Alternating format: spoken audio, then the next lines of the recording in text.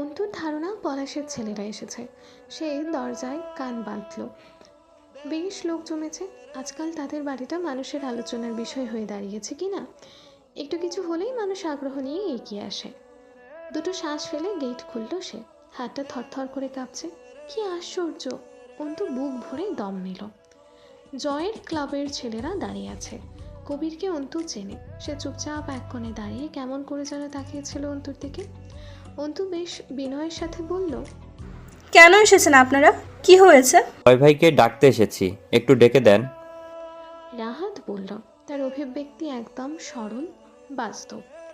অন্তু নিজেকে যথাযথ শান্ত রেখে বলল, জি, বুঝতে পারছি না। জয় ভাইকে ডেকে দেন, কাজ আছে ক্লাবে। কতক্ষণ হইল ভেতরে ঢুকছে, বলেন আমরা আসছি। অন্তুর হাতের আঙুলের ডগা লাফাচ্ছে। হাতের তালু ঘেমে উঠেছে। বুকের ভেতরটা ঠিপঠিপ করছে। সে মুঠো করে তার কামিজ চেপে ধরে বলল, মশকরা করার মতো মেজাজ নেই আপাতত আমার। আপনারা কি বলছেন বুঝতে পারছি না, অথবা এরকম কোনো ইঙ্গিতে বুঝতে চাইছি না। রাহাত জয়কে ডাকতে ডাকতে ভেতরে এগিয়ে যেতে যেতে বলল, এই যে ছোট আপু, আপনার সাথে আমাদের মশকরার সম্পর্ক না। জয় ভাই ঢোকার আগেই বলেছিল একটু পর যেন ডাকি তারে, ক্লাবে ঝামেলা হয়েছে, ওনাকে দরকার, একটু ডাকেন ওনাকে। চলে যাইতে বললে চলে যাচ্ছি, কিন্তু ওনাকে জানানো খুব দরকার, খবরটা জানিয়েই চলে যাব, কিন্তু তবুও ডাকেন একটু। ঘুমাচ্ছে নাকি?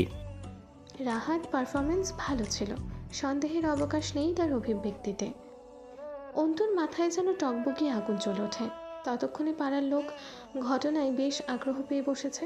কেউ কেউ নিজেদের মাঝে আলোচনা শুরু করেছে, তা কেউ অপেক্ষা করছে আগামী দৃশ্য দেখার। অন্তু অনেক কষ্টে সামাল দেয় নিজেকে। তো আপনার ভাষ্য মতে আপনাদের জয়ামিরের বাড়ির ভেতরে থাকার কথা? রাহাত আর কথা বলল না। আত্মবিশ্বাসী গলায় ডাকা শুরু করলো, জয় ভাই, জয় ভাই, ঘুমিয়ে গেছেন নাকি?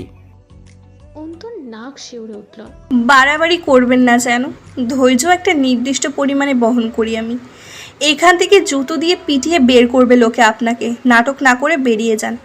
অনুমতি ছাড়া ভেতরে ঢুকেছেন কোন সাহসে? রাহাতের কান অবধি পৌঁছালোই না সেই সব।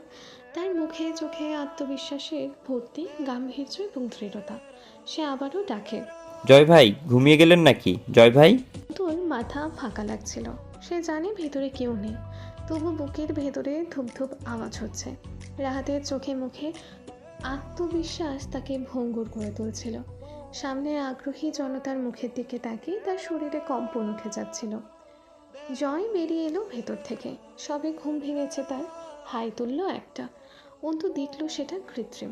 জনগণ তা বুঝলো না কেবল। জয় ঘুম ঘুম গলায় বলল, কি সমস্যা? এত ডাকাডাকি কিসের? অন্তু জমে গেল। তার মস্তিষ্ক এবং হৃৎপিণ্ড একত্রে কার্যক্ষমতা হারালো। জয়ের পরনে শুধু একটা 3/4 প্যান্ট। সেই প্যান্টের ওপর দিয়ে নিচের আন্ডার ওয়ারের অল্প কিছুটা দৃশ্যমান হয়ে আছে। নীলচে কালো শার্টটা হাতে ছিল, গায়ে কিছু নেই। তা কাঁধে রাখতে রাখতে ভেতর থেকে বেরিয়ে এসে গেটের কাছে দাঁড়ায় জয়। দেখতে বিশ্রী লাগছিল ব্যাপারটা, এবং তা স্পষ্ট নোংরা ঘটনার ইঙ্গিত দিচ্ছে। অন্তুর মনে হচ্ছিল সে মরে যাচ্ছে। আটকে থাকা নিঃশ্বাসটুকু কম্পিত তরঙ্গ মতো বাতাসে আছড়ে পড়ে। জয় অন্তুকে জিজ্ঞেস করলো, কি ব্যাপার আরমিন? এত লোকের ভিড় কেন? কি হয়েছে? অন্তু নির্জীব হয়ে উঠল। লোকেরা এবার একে একে নিজেদের মূল্যবান মন্তব্য পেশ করলো। সর্বপ্রথম অবাক চোখে এগিয়ে এলেন পাশের বাড়ির দুজন মহিলা। আরে, এইটা যে ওই মেম্বারের ভাগ্নি না জয়? ও ঘোমটার তলে খ্যামটা চলে, মাইনসে কি আর এমনি কয়? এই যে শোনো সকলে, আজকা যা দেখতাছ নতুন কিছু না। আমরা একদিন হেরে বাড়িতে যাওয়াই ওর পলারে দেখতাছি, ওই পলারে দেখতাছি সেরির মা কত আদর কইরা খায়াইতেছিল। ছি ছি ছি, থু, মাস্টারের মাইয়া, হুম, আবার মুখোশ পয়রা বেড়ায়, কাউরে মুখ দেখায় না। ভণ্ডামি দেখছো? ঘরের ভিতরেই যদি প্রতিদিন এমনি বেটা ছেলে পাওয়া যায়, হে আবার বাইরে কারে মুখ দেখাইব? দরকারই তো নাই, নষ্টামি তো ঘরের ভিতরেই চলতেছে। একজন লোক জিজ্ঞেস করে মহিলাকে। আগেও দেখেছেন নাকি ওই স্যারারে? মাইরে জয়রে? মহিলা তাচ্ছিল্য করে একদলা থুথু মাটিতে ফেলে আর চোখে উদ্দেশ্য করে তার অন্তুর ওপর। হ্যাঁ দেখছি মানে, ও মাইয়া তো আব্বা আব্বা কইরা খাইতাছিল, আমরা ঢুকতেই তাড়াতাড়ি বাইর হইয়া গেল। ওর বাপ আইলো, হেই ভিতে চইলা গেল, কিচ্ছু কইল না। ওই দিনই সন্দেহ হয়েছিল। আবার এই সেদিন দেখলাম মুখোশ না পইরায় বাইরেতে ঘুরে আইলো। অন্তু চোখ বুঝে সজোরে শ্বাস টেনে নেয়। জয়ের ভবিষ্যৎবাণী মিথ্যা হয় না, এক রত্তেও ভুল বলে না জয়। ও তো গণক হওয়া উচিত। সেদিন পলাশের ছাদে হাসতে হাসতে কি চমৎকার করে বলেছিল, তুমি আমায় থুতু দিলে আরমিন, লোকেও তোমায় থুতু দেবে, সত্যি বলছি। জয়ের প্রতি মুগ্ধতায় অন্তর দু চোখ ভিজে ওঠে। একটা লোকের এত জেদ, নিজের অপরাজয়ের অনৈতিক শক্তির উপর এত দম্ভ, এত তার কুটিলতা, আর শক্তিও তো অগাধ। বাঁচাতেও পারে, মারতেও। সেদিন বাঁচিয়ে এনেছে আজ মারার জন্য। ঠোঁটের কিনারায় হাসি ছলকায় অন্তর। বহুবার সতর্ক করেছে জয়কে, অথচ খুব হালকাভাবে নিয়েছে সে। ভার্সিটিতে প্রতিবার জয়ের চোখে তাকিয়ে রু কেঁপে উঠলেও পরে ভুলে যেত জয়ের নির্লিপ্ততা দেখে। অথচ জয় বলেছিল,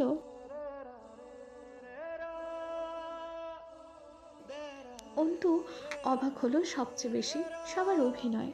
বাস্তবের চেয়েও বেশি বাস্তব তাদের অভিব্যক্তি। সাজানো পরিকল্পিত ঘটনাকে জীবিত করে তুলেছে ওদের অভিনয়।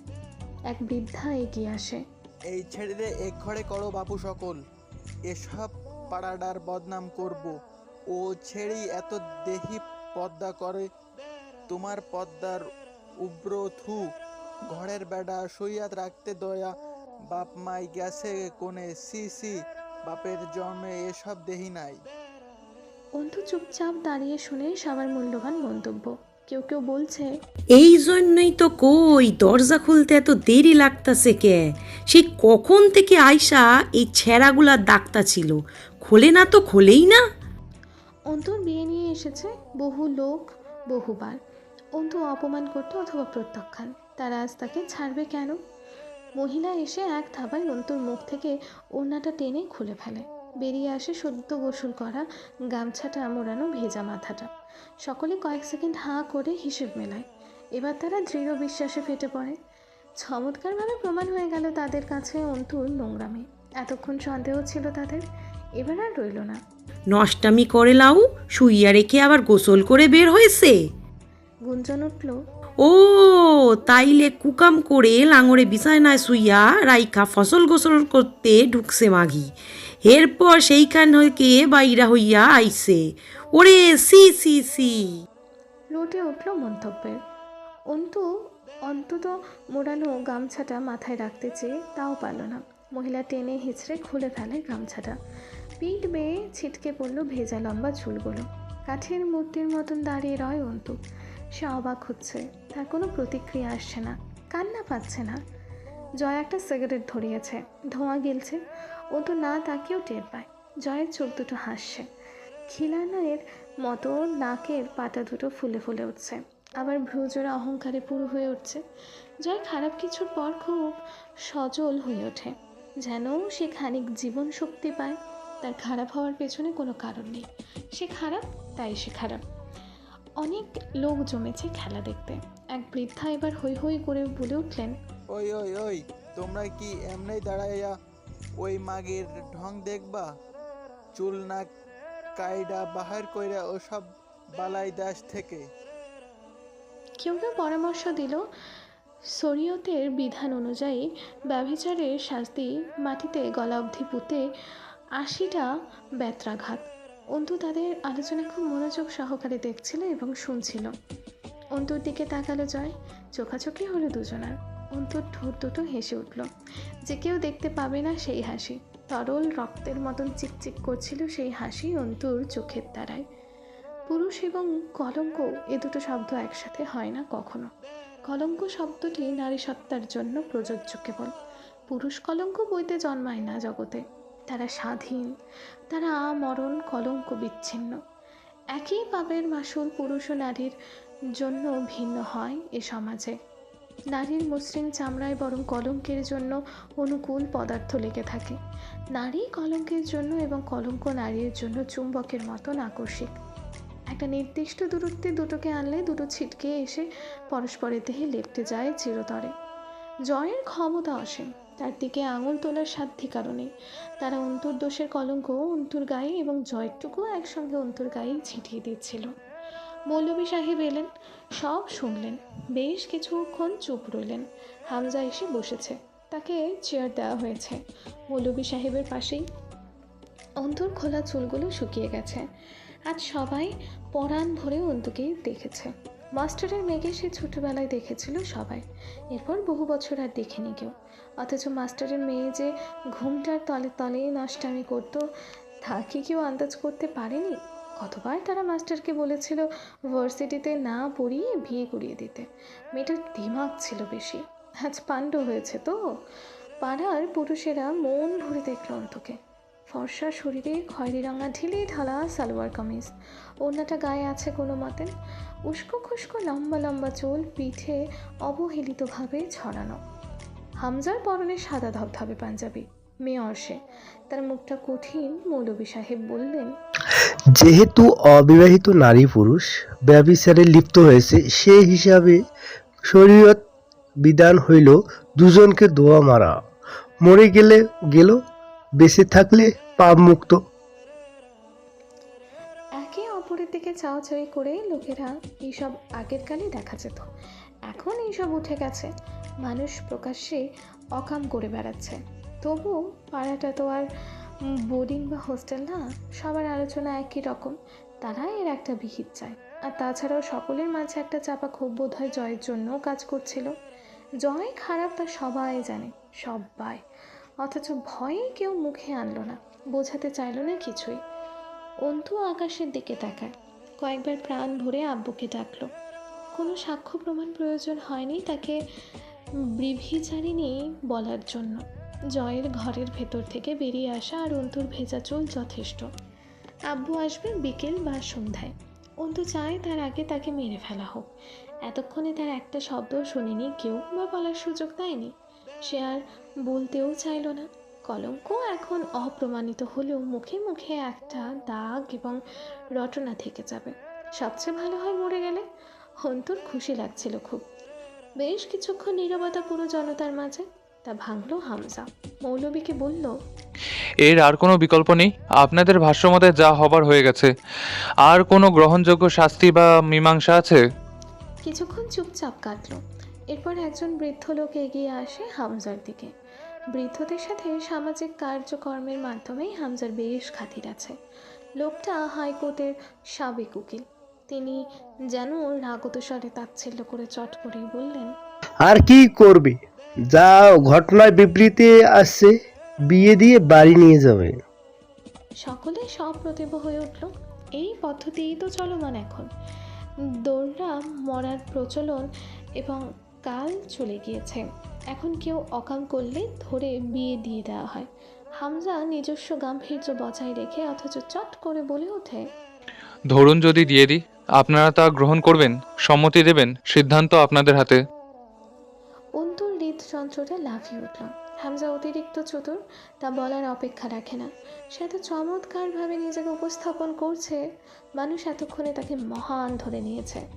বৃদ্ধ বললেন, আমার যদি আপত্তি না থাকে মেয়েকে জয়ের বউ করে ঘরে তুলতে। যা করেছে জয়ের সাথেই তো করেছে। আপনাদের মতামত কি? অন্তুর মাথাটা ঝিনঝিন করে ওঠে। সকলের মাঝে গুঞ্জন উঠল। মনে হলো বেশ পছন্দ হয়েছে বিষয়টা সবার। জয় গর্জে উঠল হামজার গানে, পাগল হয়েছো তুমি? ওই শালির মেয়ে গলায় দড়ি দিয়ে মরবে, তবুও দেখা যাচ্ছে আমায় কবুল করবে না। আমি ওরে বিয়ে করতে পারবো না, ওর সাথে আমার পোষায় না। আমার ওর মাঝে বিশাল ঘাপলা আছে, মাঝে কাহিনী জটিল। এসব বাদ দাও, অন্য কিছু করো। হামজার কানে গেল না সেই সব। অন্তু হুড়মুড়িয়ে মৌলবীর সামনে যায়। হুজুর, আমার কিছু কথা বলার আছে, আমার কথাটা একবার শুনুন। উদ্ভ্রান্তের মতন ঢোক গিলল মেয়েটা। আমি কিছু কথা বলতে চাই। মৌলবী অপ্রস্তুত হয়ে বললেন। অন্তু অনুমতির অপেক্ষা করে না। বিশ্বাস করুন, এমন কিছুই হয়নি। যা দেখেছেন আপনারা সব চোখের ধাঁধা। মানে আমি বোঝাতে পারছি না ব্যাপারটা। আপনাদের যা দেখাতে চাওয়া হয়েছে আপনারা তাই দেখেছেন। আসলে এমন কিছুই হয়নি, কৌশলের কাছে হেরে গেছেন আপনারা। এখানে নিখুঁত একটা ট্রিক্স খাটানো হয়েছে। কারো কানেই যেন গেল না অন্তুর ভারী শব্দের কথাগুলো। অন্তু শিক্ষিত, মার্জিত, যুক্তিতর্কের কথা হিতে বিপরীত কাজ করতে শুরু করলো। অন্তু থামে না, বলে চলে, জয়ামির আমাদের বাড়িতে কি করে ঢুকেছে সে ব্যাপারে বিন্দু মাত্র ধারণা নেই আমার। আমি গোসলে ছিলাম, তাই গেট খুলতে দেরি হয়েছে। জয়ামির ভেতরে কি করে এলো সেটাই অস্পষ্ট আমার কাছে। উপস্থিত জনতা বিরক্ত হয়ে গেল। তো কি তাইতেছো? মানে এইসব নাটক দিয়া কি বুঝাইতেছো ওইটা কও। এই শরীরে কেউ ধরেন তো? অন্তু গর্জে উঠল, আমি কোনো পাপ করিনি, আমি বিয়ে করব না। আপনারা জুলুম করছেন আমার ওপর।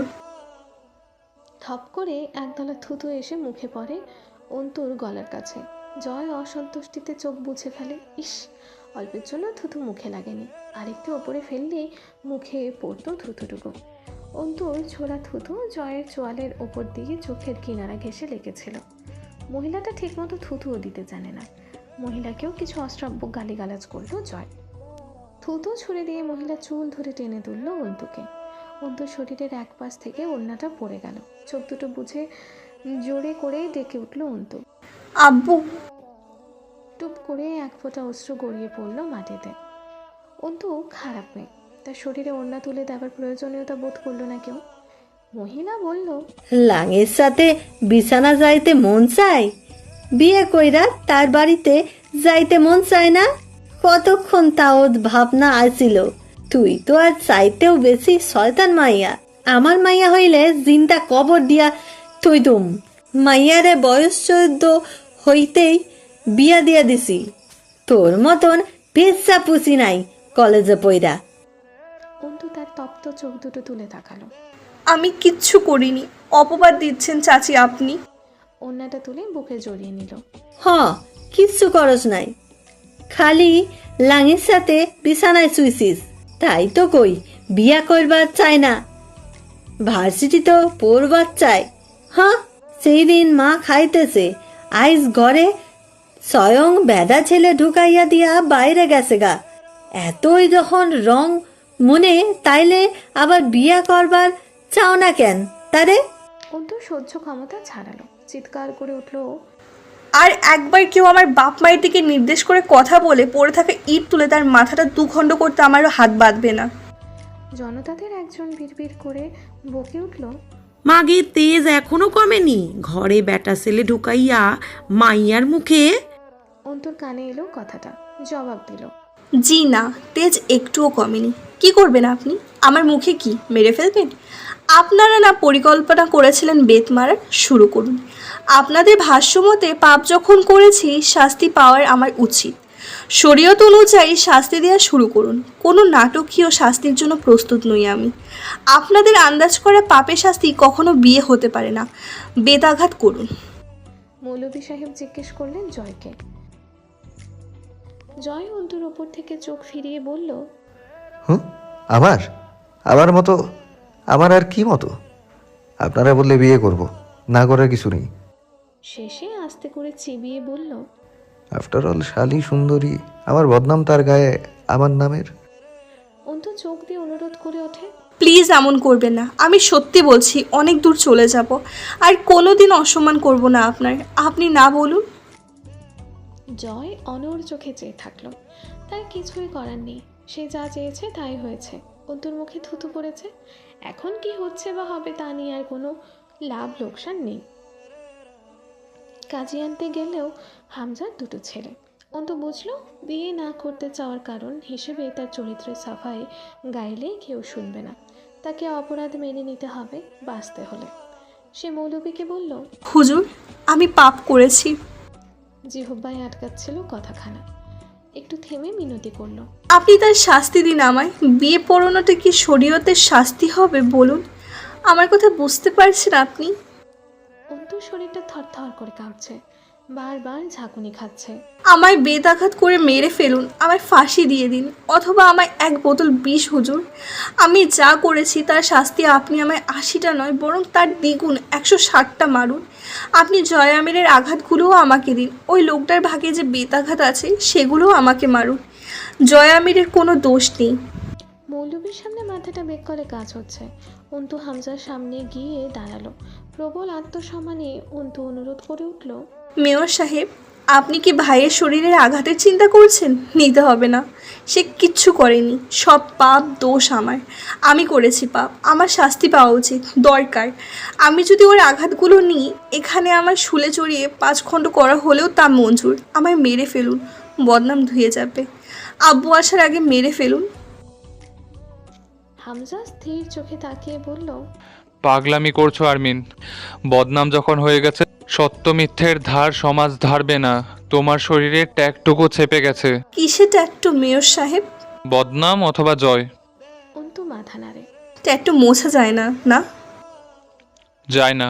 আমি যদি ত্বক পুড়িয়ে ভস্ম করে দিই অথবা উপরে তুলে ফেলি শরীরের চামড়া? তাতে বাঁচতে পারবে? তোমার শরীরে 10টা আঘাতও সইবে না। দৌড়া 80টা বেত একসাথে বেঁধে 80টা আঘাত করে মারা হয়। তুমি 2-4টেতেই প্রাণ হারাবে। কলঙ্ক সাথে নিয়েই মরবে, এড়িয়ে যাওয়ার পথ নেই। অন্তুর দিকে ঝুঁকে নিচু আওয়াজে বলল, বেঁচে থাকলে নিজের কাছে সান্ত্বনা থাকবে, তুমি পাপ করোনি। আমি তোমাকে বুদ্ধিমতী বলেই জানি। কিছুক্ষণ আগেও তোমার শীতলতায় লোকে অবাক হয়েছে। এত ভেঙে পড়ছো কেন? রিল্যাক্স, প্রস্তুত হও। পাটোয়ারি বাড়ি তোমার অপেক্ষায়। অন্তু আস্তে করে পিছিয়ে এলো কয়েক কদম। কিছু ভাবছে সে, কিছু জবাব মিলছে। হামজাকে তার বড্ড ভয় করছে। পলাশ এবং জয়ের চেয়েও বেশি ভয়। হামজা দেহে বাস করা ক্যান্সার কোষের মতন, নীরব ঘাতক। চারিদিকে গুঞ্জন থামেনি। যেহেতু মেয়ে বিয়ে করতে চাইছে না, তার মানে বিয়ে দেওয়াটাই ওর শাস্তি। চমৎকার যুক্তি সমাজের। বসে রইল অন্তু সিঁড়িতে। আজান পড়ছে। স্বভাববশত ওড়না তুলে মাথায় দিল। আজ আর দৌড়ে গিয়ে অজু করে নামাজ পড়তে বসতে হলো না। চরিত্রহীনদের নামাজ পড়ার দরকার নেই। আব্বুর টুপিটা খুঁজে দেওয়া হলো না। আব্বু এই সময় আসরের নামাজের উদ্দেশ্যে বেরিয়ে যায়। অন্তু গেটটা আটকে নামাজে বসে। অন্তু নির্বাক চোখে মাটির দিকে তাকিয়ে রইল। জয় একটা চেয়ারে বসে পড়ল। পরনে এখনও 3/4 প্যান্ট, হাঁটুর নিচে ঘন পশম, পা দোলাচ্ছে বসে। দেখতে ক্লান্ত লাগছে। সে এত কিছু ভাবেনি, এখনো ভাবছে না। চিরদিন লাগামহীনের মতো অপরাধ করেছে। কোথাও এমন দ্বিধাদ্বন্দ্ব ভরা পরিস্থিতি তৈরি হয়নি। কেউ প্রতিবাদ করেনি কখনো। সব গুলিয়ে যায় অন্তুর সামনে। সব কিছুর বাজি পাল্টায়, এমনকি তার লাগাম ছাড়া অপরাধেরও। অন্তুর উপর রাগটা তরতর বাজছে, জেদ উঠছে। অন্তু মাটির কাছে অনুরোধ করে, পাক হয়ে যা, আমাকে এই মুহূর্তে জায়গা দে তোর গর্ভে। নাকি তুইও ভুল বুঝছিস আমায়? আমাকে কি তোরও বলৎকার মেয়ে মনে হচ্ছে মাটি? তুই কথা বলিস না? তোর বুকে দাঁড়িয়ে মানব সন্তান এত কিছু ঘটায়, তোর ধৈর্যে কুলায় সবটা? তোর বুকে ভার অনুভূতি হয় না? মাটি জবাব দেয় না। অন্তু চেয়ে থাকে মাটির দিকে। নামাজ শেষে কাজীকে সাথে নিয়ে একজন ফিরল। হামজাও সবার সাথে নামাজ পড়ে ফিরল। সকলে যে যার স্থান নিয়ে আলোচনা শুরু হলো ছোট্ট একটা। পাড়ার প্রবীণরা হামজাকে জিজ্ঞেস করলেন,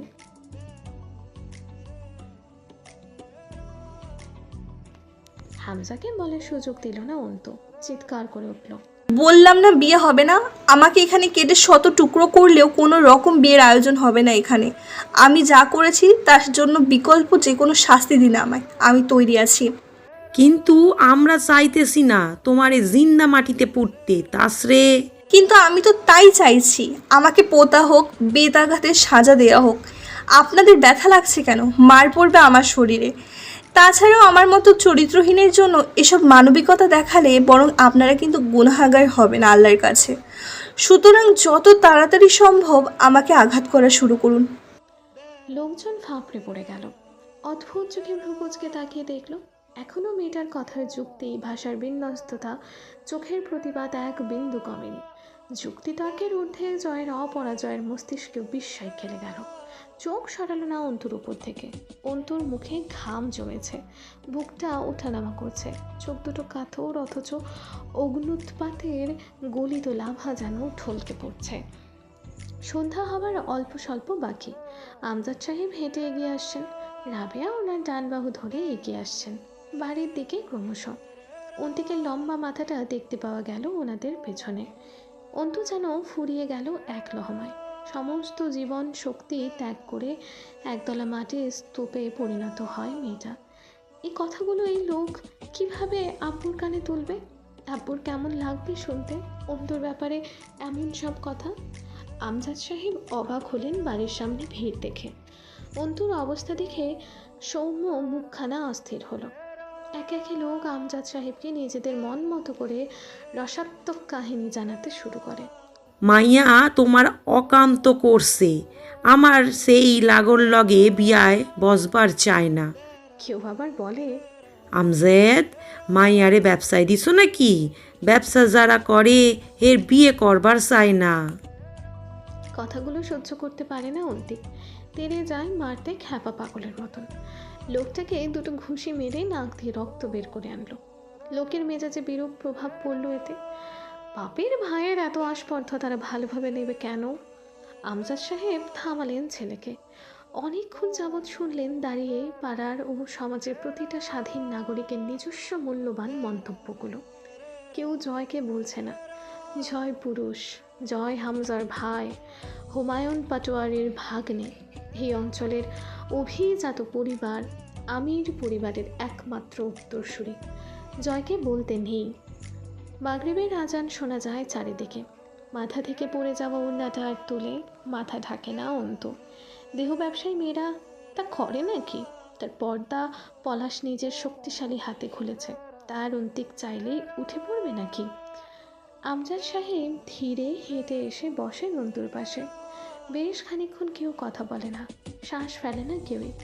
অন্তুর ভেতরে মৃত্যুর নেশা জাগে, আর মৃত্যুর আগে পাশে বসে আব্বুর চেহারাখানা একবার দেখতে চায় সে। বিয়ে দিতে চাই ওরা তোকে, অন্তু করে নে বিয়ে। নির্মল কণ্ঠস্বর আমজাদ সাহেবের। অন্তু হেসে ওঠে। মেরে ফেলো আব্বু আমায়, তোমার হাতে মরণ আমি ধন্যবাদন্তে গ্রহণ করব। দফন করে ফেলো, মিটিয়ে দাও আমার নাম। বিয়ে করে নে অন্তু। আমায় তুমি মেরে ফেলো, অন্তু বিয়েটা আমায় মেরে ফেলো আব্বু। বিয়ে করে নে অন্তু। অন্তু চেঁচিয়ে উঠল। মেরে ফেলো তুমি আমায়, নিজ হাতে মারো। এমনিতেও তো বেঁচে নি, তবুও আমায় মারতে এত দ্বিধা। অথচ যখন বেঁচে ছিলাম কেউ বাঁচানোর ছিল না এই আসমান জমিনে। তুমিই বা কেন সহমর্মিতা দেখাচ্ছ আব্বু? মরা মেয়েকে মুক্তি দাও, তার আত্মাটা আটকে আছে, খুব ছটফটাচ্ছে ছাড়া পেতে। এতক্ষণ অন্তু তার হৃদয়ের ক্ষরণ টের পেল। অন্তুদের কান্না বিশেষ মানুষেরা ছাড়া কেউ দেখতে পায় না। সে কখনো রাবেয়ার সামনেও কাঁদে না। রাবেয়ার গুনগুনানি তার কানে আসে। একধারে বসে হু হু করে কাঁদছেন। আমজাদ সাহেব অন্তুর হাতটা নিজের হাতের ওপর রেখে বললেন, কোন অপরাধে মারি তোকে বলতো অন্তু? আমার মতো দুর্বল হাতকাটা বাপের ঘরে জন্মানোর অপরাধে তোকে মেরে নিজেকে জবাব কি দেবো আমি?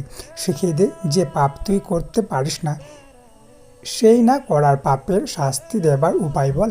পাপ করেছি আব্বু, চুপ থাকতে না পারার পাপ, ভেতরের ঘৃণাকে ভেতরে চেপে মিথ্যে তোষামত না করতে পারার পাপ। তোমার শেখানো আদর্শ আজ খুব ভারী পড়েছে আব্বু আমার ওপর। এত পাপের পরেও পাপ নেই বলছো? পাপ করলে তোকে আমি মেরে ফেলতাম, করিস নি তুই, তাই বাঁচিয়ে রাখছি, আর তার বদলে এক নিকৃষ্ট মৃত্যু দিচ্ছে তোকে, গ্রহণ কর। কি আশ্চর্য আব্বু, মৃত্যুটা মৃত্যু হোক, এরকম নরকবাস দিচ্ছ কেন? এটা নীতি অন্তু। অপরাধ না করা মানুষের আজকাল ঠকর সাজা ভোগ করে। অবশ্য তাদের অপরাধ আছে, তাদের অপরাধ তারা অপরাধ করেনি। তুই নিজে যখন জানবি তুই পবিত্র, এটা ভেবে বেঁচে থাকাটা কি বাহাদুরি না? আর যে অপরাধ করিসনি তা মেনে নিয়ে ভীরুর মতো মরে যাওয়া কি তোর জন্য ধিক্কারজনক না? অন্তু কথা বলে না। আব্বুর কথাগুলো খুব নিষ্ঠুর। বীরের যুদ্ধক্ষেত্রে ছেড়ে পালায় না অন্তু। তুই পালাতে চাচ্ছিস, তুই মরে গিয়েও প্রমাণ করতে চাচ্ছিস তোর ভেতরের জীবনে সম্মুখীন হওয়ার শক্তি নেই। বিয়ে করে নে অন্তু। অন্তুর বাদ ভাগে, কান্নারা ছিটকে আসে। আমায় তুমি আর এ কথা বলো না আব্বু, আমি সহ্য করতে পারছি না, আমার ব্যথা লাগছে। আমার লাগছে না অন্তু, কি করি বলতো? তুমি খুব নিষ্ঠুর আব্বু। তোকেও হতে হবে অন্তু, বানাতে তো তাই চেয়েছি ছোট থেকে, সেই সব প্রয়োগ কর। তুমি এত কঠোর হয়েও না আব্বু আমার ওপর, আমায় জীবিত পুড়িয়ে ভস্ম করে দাও। আচ্ছা তুমি যা বলছো তা তুমি সহ্য করতে পারবে? অন্তুর দিকে এতক্ষণ প্রথমবার তাকান আমজাদ সাহেব। না পারলেই বাকি। অন্তু মারি আটকে চোখ বুঝে। আব্বুর চোখে তাকানোর ভয়াবহ কাজ সে করতে পারবে না। চোখ বুঝে কেমন করে যেন ডেকে ওঠে, আব্বু। ডাকছিস কেন অন্তু? হাত বাঁধা বাপেদের মতো অন্তরা ডাকে না। দোষ তো তোমার, জানো না আমি তোমায় ছাড়া কত নিরুপায়, তবু একা রেখে গেলে। দেখেছো আমি বলতাম না তুমি ছাড়া এক মুহূর্ত টিকবো না আমি, প্রমাণ হলো তো। তুমি স্বার্থপর কেন আব্বু? নিয়তি দোষ দেব না, প্রকৃতি আর নিয়তি দেখ ঠিক জিতে গেল অপরাধের করে। তুই ওদের দোষ দিলি না, দোষ দিচ্ছিস আমার। কেমন করে যেন হাসলেন আমজাদ সাহেব। তুমি আমায় মেরে কেন ফেলছো না? মারছি না তো কি করছি? এই তো বেশ কয়েকবার মারতে বললাম, আবার বলছি বিয়ে করে নে অন্তু। অন্তু চেপে ধরে আব্বুর কম্পিত হাত, শক্ত করে মুঠো করে ধরে রাখে, ছাড়ে না। মাথাটা নুয়ে হু হু করে কাঁদে বাপের কাছে। এতক্ষণ তার সাথে যা যা অন্যায় অবিচার হয়েছে সব কিছু নীরব নালিশ জানায়। বাপ একবারও জিজ্ঞেস করে না তুই কি করেছিস অন্তু। সন্দেহ শব্দটা অচল এখানে। এখানে কথা জবানে নয়, চোখে হয়। এই সম্পর্কটা অগাধ আশ্বাসের, ভিত্তিটা নিগুড় বিশ্বাসের। অন্তু তোকে কাঁদতে দেখতে আমার ভালো লাগে না, আমার ছোটবেলা থেকে কাঁদতে শেখায়নি তোকে। অন্তু চোখ মুছল। কাঁদছি না, ও কথা আর বলবে না। তুমি শুধু হাতটা ধরে থাকো আমার, ছাড়বে না কিন্তু। আমি বলবো যতক্ষণ তুই হ্যাঁ না বলবি, আমি বলবো। অন্তু অবিশ্বাসের দৃষ্টিতে তাকায়। ভয় এবং ভরসাহীনতা পেয়ে বসে এই মুহূর্তে অন্তুকে। সে ভুলে যায় এটা তার আব্বু। আব্বুর হাতে চেপে রাখা হাতটা শিথিল হয় তার। এই অসহায়ত্ব অন্তু সইতে পারে না। অমনি আরও শক্ত বন্ধনে চেপে ধরেন আমজাদ সাহেব হাতটা। গাঢ় চোখে চেয়ে বলেন, লোকেরা কি বলছে ভুলে যাচ্ছিস? ব্যবসা যারা করে তারা বিয়ে করতে চায় না। অন্তুর চোখের পাতা ও থুতনি থরথর করে কেঁপে ওঠে। আমজাদ সাহেবের ভেতরের আগুন জ্বলছে, সেই আগুন স্পর্শ করে অন্তুকে। সে সজল চোখে চেয়ে থাকে মেহেদি রঙা চাপদারি ভূষিত এক মহাপুরুষের দিকে। তার চোখে মহাপুরুষই বটে। সে জীবনে এমনই এক মহাপুরুষ চেয়েছিল, তবে চাওয়ার পাওয়ার একটা জটিল শত্রুতা আছে। অতএব এই দুটো একত্রে মেলে না কভু, বরাবর পিছলে যায় দুটো পরস্পর থেকে। আমজাদ সাহেব যত্ন করে ওড়নাটা তুলে অন্তুর মাথায় দিলেন, আলতো হেসে বললেন, হুমায়ুন আহমেদ কি বলেছেন জানিস? কখনো তোমার মুখটা বন্ধ রাখতে হবে, গর্বিত মাথাটা নত করতে হবে, স্বীকার করে নিতে হবে যে তুমি ভুল। এর অর্থ এই নয় যে তুমি পরাজিত, এর অর্থ তুমি পরিণত এবং শেষবেলা বিজয়ের হাসিটা হাসার জন্য ত্যাগ স্বীকারে তুমি দৃঢ় প্রতিজ্ঞা। কাজী সাহেব কাবিননামা লিখলেন। জাভেদ আমিনের একমাত্র পুত্র জয়ের সঙ্গে। থামলেন কাজী সাহেব, জয়কে জিজ্ঞেস করলেন, দেনমোহর কত বাঁধবো বাপ? কোটি খানেক বাঁধেন, আমি কি কোনোদিন ছেড়ে দেবো নাকি? কাজী সাহেব বললেন, ছেড়ে দেওয়ার সময় দেনমোহর আদায়ের হুকুম নেই। নিয়ম হলো দেনমোহর পুরো মিটিয়ে তবে স্ত্রীর কাছে যেতে পারবে বাবা। তাইলে 1 টাকাও বাঁধার দরকার নাই। দ্রুত ঘাড় নাড়ে জয়। কবির আর রাহাত ফিক করে হেসে ফেলল। হামজা বলে, বাঁধেন লাখ দশেক, পরিশোধ করেই কাছে যাবে। উপস্থিত জনতা অবাক হয়ে চেয়ে থাকে। কত উদার পাটোয়ারি পরিবার, এত উদার কেন এরা? একটা মেয়ের জীবনে আর কি চাই? সবই তো দিচ্ছে পাটোয়ারি পরিবার, অথচ ঘরে তুলছে চরিত্রহীন এক মেয়েকে। কবুল বলার আগ মুহূর্তে অন্তু আব্বুর দিকে তাকায়। আমজাদ সাহেব মাটির দিকে তাকিয়ে আছেন। পাশে দাঁড়িয়ে আছেন রাবেয়া, চোখের পানি ছলছল করছে কিন্তু পড়ছে না। পাশে অন্তিক, তার দৃষ্টিতে অসহায়ত্ব ছাড়াও আরও কিছু। অপলক অন্তুকে দেখছে। জয়কে কবুল বলতে বলা হলে সে বেহায়ার মতন ঘোষণা করে কবুল পড়ল।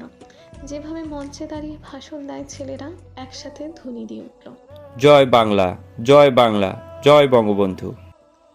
মুখে মিষ্টি তুলে দিল হামজা। মানুষ খাওয়ার আগে বিসমিল্লা পড়ে, জয় মুখে মিষ্টি নেবার আগে বিসমিল্লা বলার বদলে স্লোগান দিল। এরপর গালে মিষ্টি ঢোকালো। ছেলেরা তার সাথে সমস্বরে স্লোগান দিল, জয় বাংলা। বিয়ের আসর নয়, রাজনীতির মঞ্চ এটা। বিশাল এক সম্মেলন চলছে যেন। কাজী সাহেব কয়েকবার কবুল বলতে বলল, অন্তু শুনতে পায় না। আব্বুর দিক থেকে চোখ ফেরে না তার। আব্বু কিছু বলুক কিছু করুক, একবার চোখ তুলে দেখুক অন্তুকে বলি হবার আগে। তাকালেন না আমজাদ সাহেব। কবুল বলতে ঠোঁট নাড়তে গিয়ে আবারও থামে। আমজাদ সাহেব ধীর পায়ে ভেতরে পা বাড়ালেন। তিনি বসে থাকলে ওই অন্তু জীবনেও কবুল পড়বে না। পাগলিটাকে কিভাবে বোঝাবেন? ওনার কিছু করার নেই। স্বয়ং নিজ হাতে বোধহয় খুন করে এলেন অন্তুকে। সেই লাশ দেখতে ভালো লাগছিল না। হাতটা মেলে ধরলেন চোখের সামনে। ওনার মনে হলো রক্ত লেগে আছে তাতে, অন্তুর কলিজা চুইয়ে পড়া রক্ত। আস্তে করে শুনতে পেলেন পেছনে অন্তু প্রাণহীন স্বরে বলছে কবুল। কাজী সাহেব আলহামদুলিল্লাহ বললেও অন্তু বলেনি। হুড়মুড়িয়ে বসে পড়লেন আমজাদ সাহেব মেঝের ওপর, দরজার কপাট আঁকড়ে। অন্তু আজ ফুরিয়ে গেছে বাপের মান রাখতে। নিজেকে একবার গুছিয়ে তোলার প্রয়াসে অন্তু আত্মহত্যা করেছে। অন্তু জয় আমিরকে কবুল করেছে। রাত 10:38। হামজা জয়কে নিয়ে অন্তুদের বাড়ি থেকে বেরিয়েছে ঈশার আজানের পর। জয়ের আজ পলাশের হোটেলে যাবার কথা ছিল। পলাশ অপেক্ষা করছে, কিন্তু হামজার সাথে সে এলো আব্দুর রহিম মেডিকেল হাসপাতালে। বহির্বিভাগ দিয়ে ঢুকে এগোতেই জরুরি বিভাগ। কেচি গেটের ওপাশে বেঞ্চিতে বসে আছেন লোকজন। কেউ কেউ বারান্দার গ্রিল ধরে আছে, উকিঝুঁকি মারছে ওয়ার্ডের ভেতরে। 500 শয্যার এই বিশাল হাসপাতালে লতিফকে খুঁজে পাওয়া সহজ কাজ নয়, কিন্তু আজ বিকেলে কেবিনে শিফট করা হয়েছে লতিফকে হামজার নির্দেশে। কেবিনের দরজা চাপানো ছিল, স্পেশাল কেবিন রুম। হামজা ঢুকতেই লতিফের স্ত্রী আসমা উঠে দাঁড়ালো এক কোণে। হামজা বাধা দিল। আপনি বসুন ভাবি, লতিফ ভাইয়ের পাশে বসুন আপনি।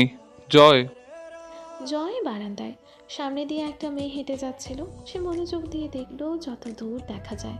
দেখতে ভালো লাগলো, তবু দুটো বাজে গালি দিল মনে মনে। হাসপাতালে কেউ এভাবে পটের পিপি সেজে আসে? যখন সামনে দিয়ে হেঁটে যাচ্ছিল কোমরটা ন্যাকামিতে বেশি দুলছিল। জয়ের ইচ্ছে করলো ধপ করে একটা কোমরের উপর লাথি মেরে কোমরটাকে সোজা করে দিতে। আবার ভালোও লাগছিল দেখতে। লতিফ ঘুমাচ্ছে, তার এক পায়ে রড রিং গেঁথে দেওয়া হয়েছে, অপর পায়ে অস্ত্রোপচারের দরকার পড়েনি। হাঁটু অবধি ব্যান্ডেজ। জয়ের হাতের চর্চা কমে যাওয়ার ফল। ডান পায়ে রিংটা গেঁথে আছে, যেখানে দেখলে কেমন গা শিরশির করে ওঠার মতন। এক পা ফুলে 4 পায়ের সমান হয়েছে। অচেতন পড়ে আছে লতিফ। জয় জানে ডান পায়ে যখন সে প্রথম আঘাতটা করে 10 মিলির মোটা রডের আঘাতে জয় সমস্ত শক্তি ক্ষয় হয়েছিল। হাঁটুর নিচে ফিমারের হাড্ডিগুলো চূর্ণ হয়ে গেঁথে যাওয়ার কথা, ভেতরে মাংসপেশির ভেতরে। তাই হয়েছে। এই রিং এই পা ঠিক করতে পারবে বলে মনে হয় না। পরের আঘাতটা করার সময় দয়া করেছে জয়। হামজা লতিফের ছোট্ট মেয়েকে কোলের ওপর বসিয়ে আদর করছিল। হামজার কাছে বেশ কিছু চকলেট পেয়ে বাচ্চাটি খুব খুশি। হামজা আসমাকে সান্ত্বনা দিল।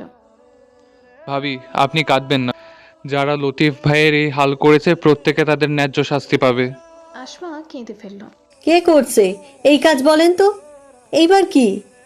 এবারও মাঝার, আগের বার গুলি করেছে, এবার পায়ে রডের আঘাত। কেন করেছে জানেন? যাতে লতিফ ভাই আর আপনাদের কাজে না লাগতে পারে।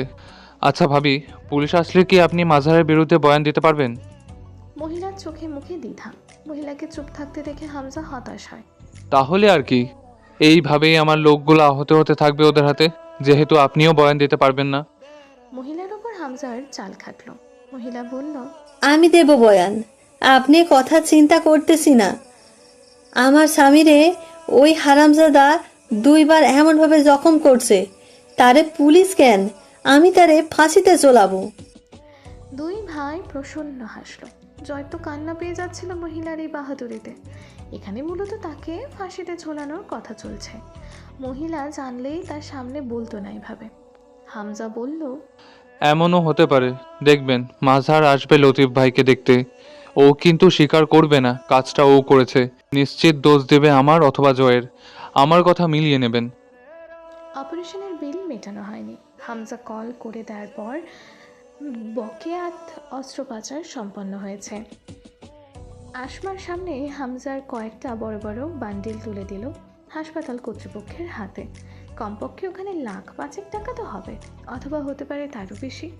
আসমা কৃতজ্ঞতায় সজল চোখে চেয়ে থাকে সাদা পাঞ্জাবি পরিহিত টকপকে পুরুষটির কর্তব্য পরায়ণ শক্ত দেহের পানে। চলে আসার সময় মেয়েটার কপালে কারো একটা চুমু খেয়ে আসমার হাতে 1010 টাকা ধরিয়ে দিল হামজা। প্রয়োজনীয় ওষুধপত্র, অন্যান্য দরকারি খরচ বাবদে।